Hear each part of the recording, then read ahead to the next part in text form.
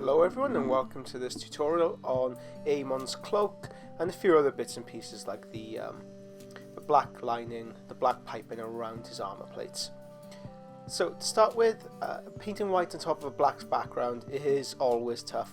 So I've mixed Formula P3 white with Scale 75 walnut. Now the walnut gives a bit of grip to the paint, so when you apply it for the first time, we don't want a strong coverage the first time round. We want it to be quite watery, quite indistinct, quite broken up, but then the second and third layer will give us that consistency. I have sped up the video. Don't think that I paint like this at normal speed. Just for the base coating from here on out, I will be speeding up the process because there isn't really much instructional information I could give you here. It's just a case of laying down the paints, several thin coats to achieve a consistent result.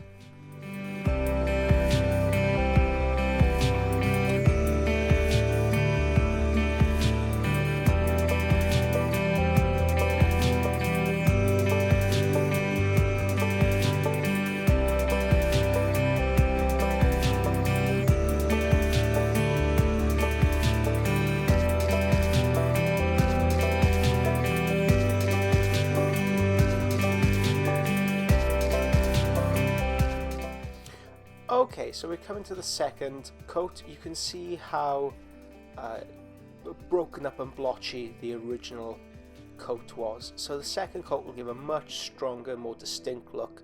I'll do this 3 times to give a consistent result to that white.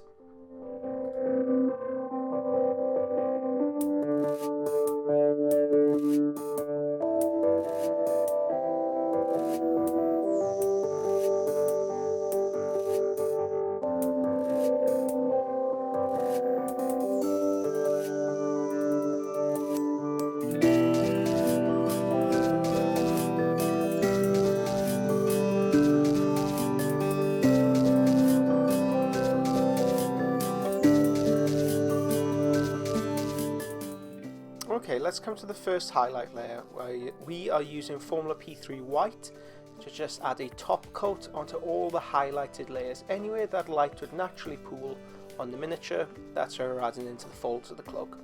We can be quite strong, quite direct with this highlight. Don't worry too much about the blending stage, that will come in later.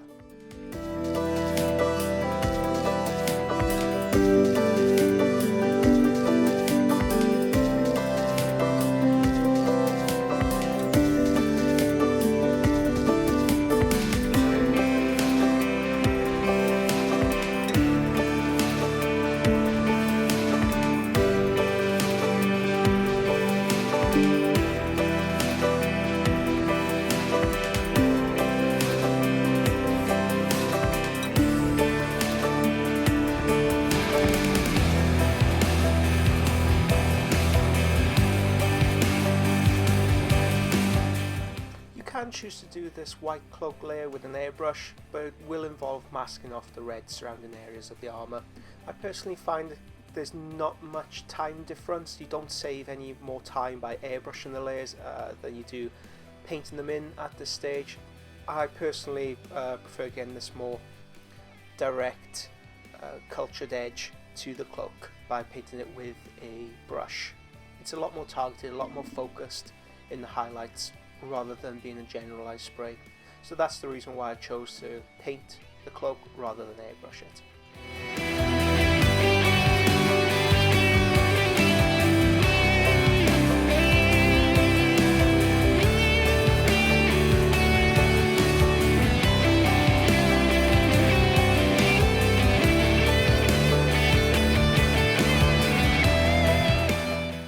Black rubberized tubing around his armor joints, I've decided to use Formula P3 black, and the same with the tubing around his chest. I've gone in with a layer of black with it as well.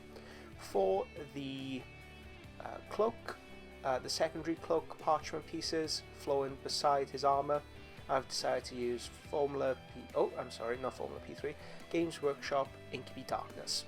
Again, we're just blocking in the colors, so I've sped up the video because there's not much in the way of instruction. I'm just blocking them in. Nice consistent base layer from which we can go on to highlight and shade and do all that good stuff. Don't forget that book as well, just in case I miss over it here. It's one of those details that's so easy to miss over, and I do constantly have to go back, recheck, readjust. So make sure you nail everything with this layer.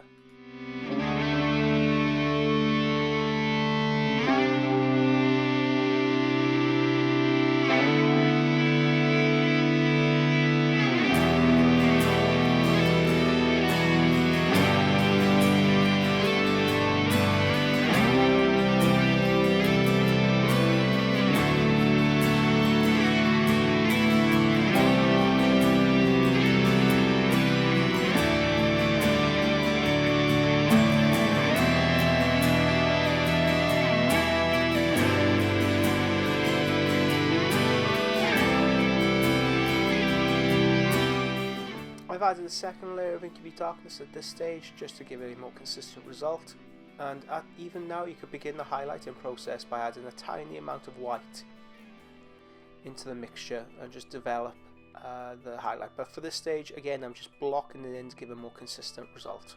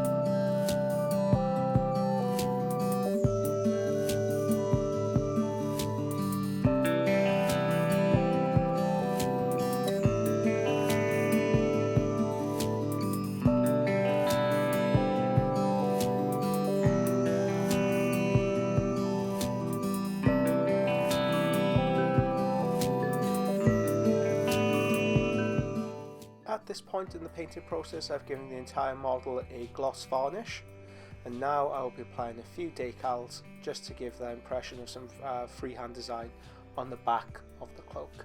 So on top of a gloss varnish surface, I am using Micro Set. It's the blue one. If you know me by now, if you've watched these videos before, you'll know I get a bit confused between the two. It's always the blue one first. It's vitally important that with the decals we allow them to soak in warm water. That's the real key to this. Warm water, then Micro Set, or the blue one, I believe it's called Micro Set. On the surface we want to place it on, and then you very carefully manipulate it.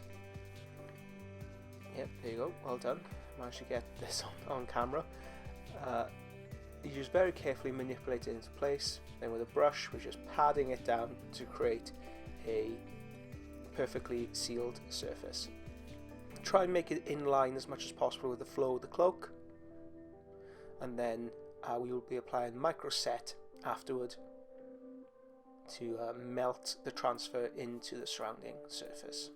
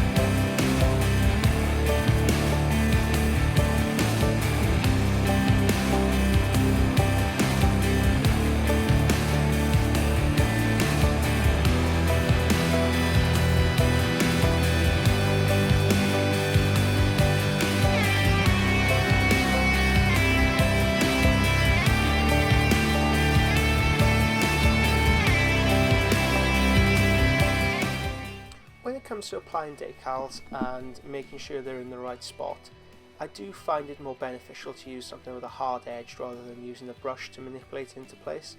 So in a few moments you'll see me take a pair of tweezers and then gently push it into place.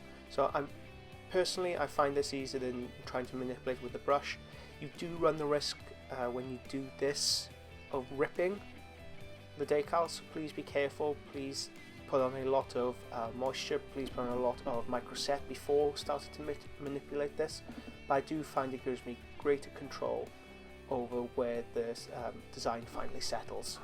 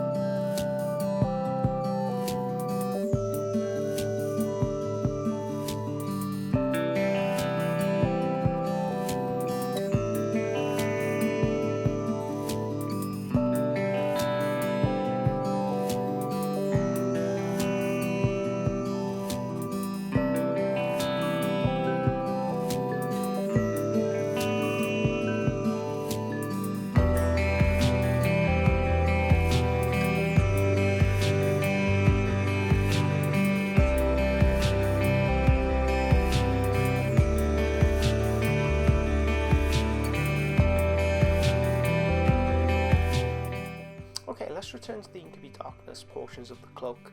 So I'm just going to add a very thin layer of Incubi Darkness over the top, so there's a matte impression there. At the moment, because we've applied a gloss varnish, they're slightly glossy in appearance. By adding another layer, very thin layer of the Incubi Darkness over the top, we ensure that we paint on a matte surface, and it gives us greater control over the shadowing and highlighting process.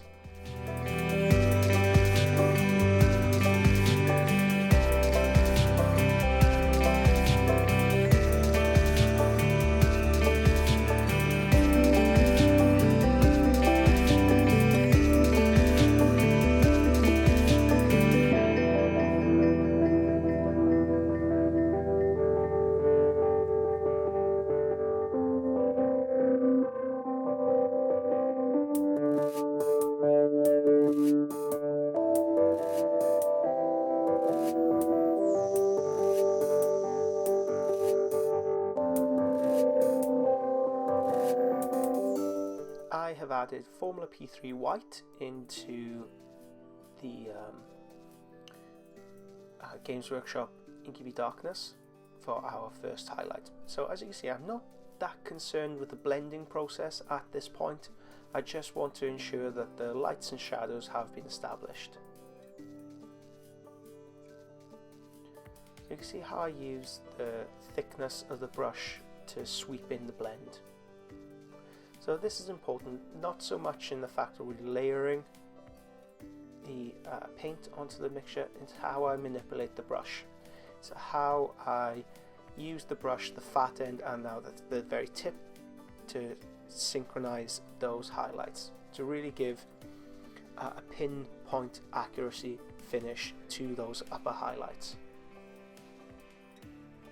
So on the edges you can see how I'm blending that together, how I go from the very tip of the brush and then I use the fat of the brush in the brush stroke to create that seamless blend.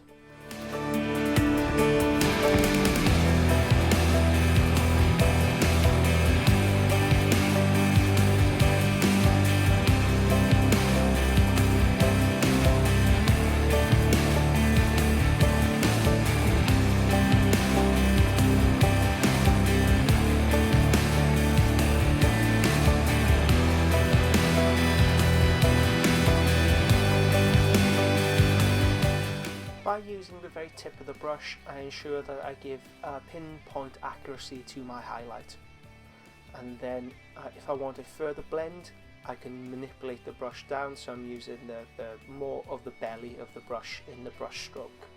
So I go from the very tip of the brush, so when I want to blend out into the surrounding areas, using more of the fat of the brush.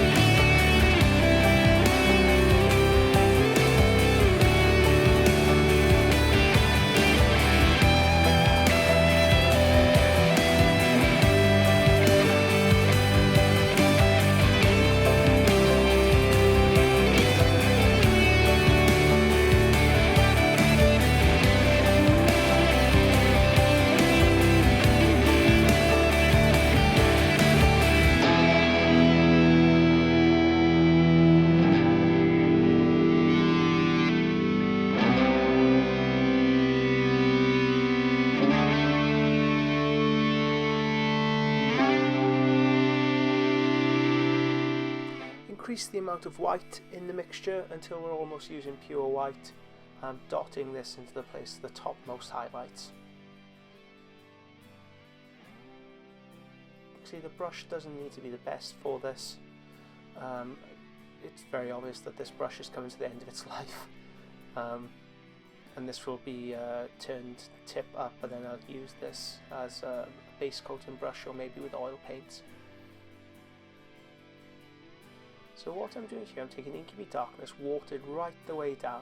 I'm just overlaying this on some of the harsher transitions to ensure we get a seamless blend. When we do this, so initially we want very harsh highlights, and then when we add this filter layer on top, that's what gives it that blend that we're looking for. Okay, so the next portion I thought I'd add it in here are the gems. So I have Vallejo Turquoise, and it's just called Vallejo Turquoise. I'm putting a base layer down on all the gems, and then I'll be highlighting that with pure white, maybe mixing a touch of green into the shadow, and then pinprick highlights of white.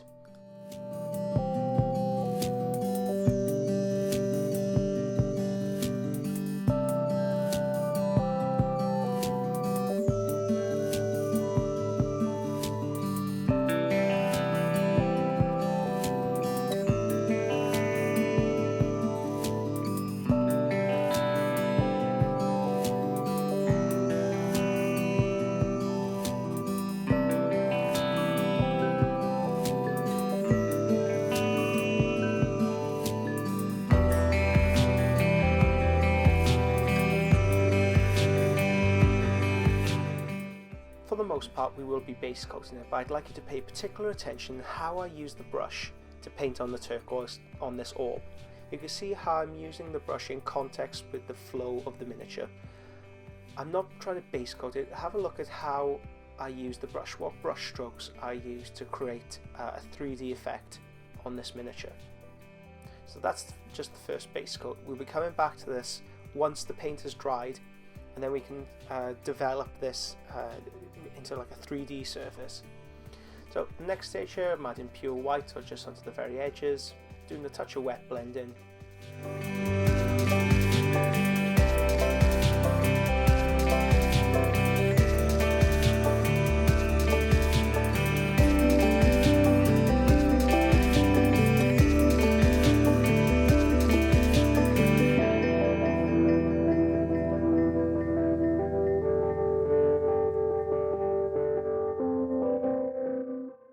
Let's have a look at this orb again. So I'm taking pure white, and you see I'm rolling that brush around to create that 3D surface. I'm not going in straight lines. I'm not trying to go. The brush stroke is very much in tune or in context with the sculpt itself. So I'm rolling the brush around that surface to create that 3D effect. So with these, I can create a more horizontal line. So I can go very straight lines for the highlight. As you can see here, straight up and down, straight up and down. But for the orb, I'm going in tune with them. I'm rolling the brush around.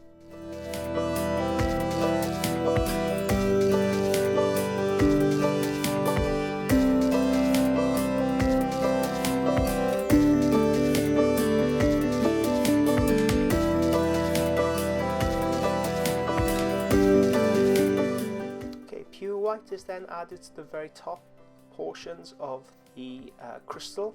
I imagine to be crystal, some kind of glass. Not the most practical of things in the world to take into a battlefield arena, but the Thousand Suns aren't that practical of a legion. I bet there's some kind of like psionic crystal.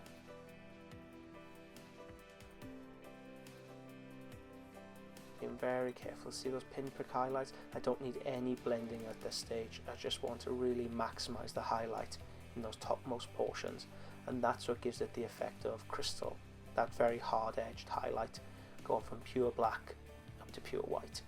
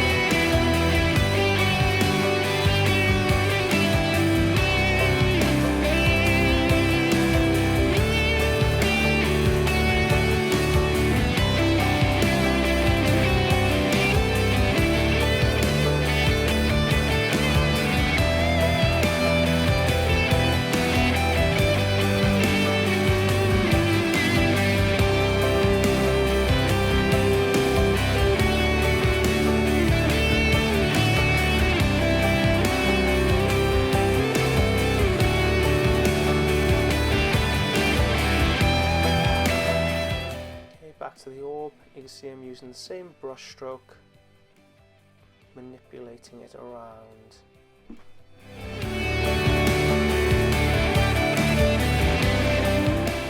It's always the same brush stroke no matter which pigmentation I use, no matter what colours I use, it's all the same brush stroke.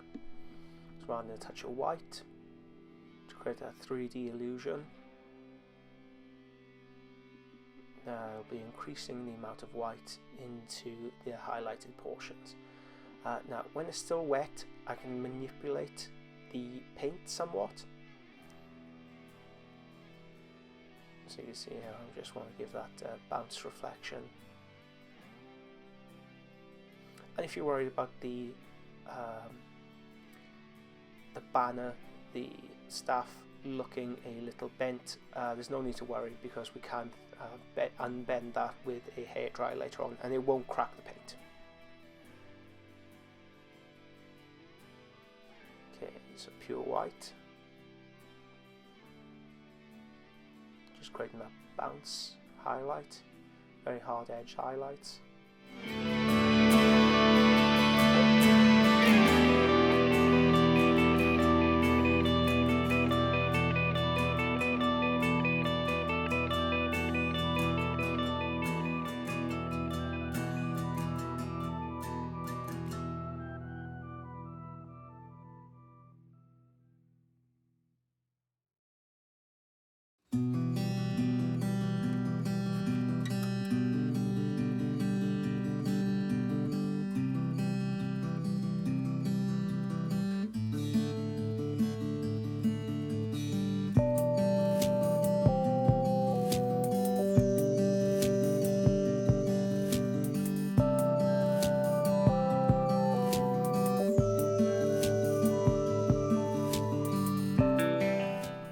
for the final portion of this, I want to add realistic water effect.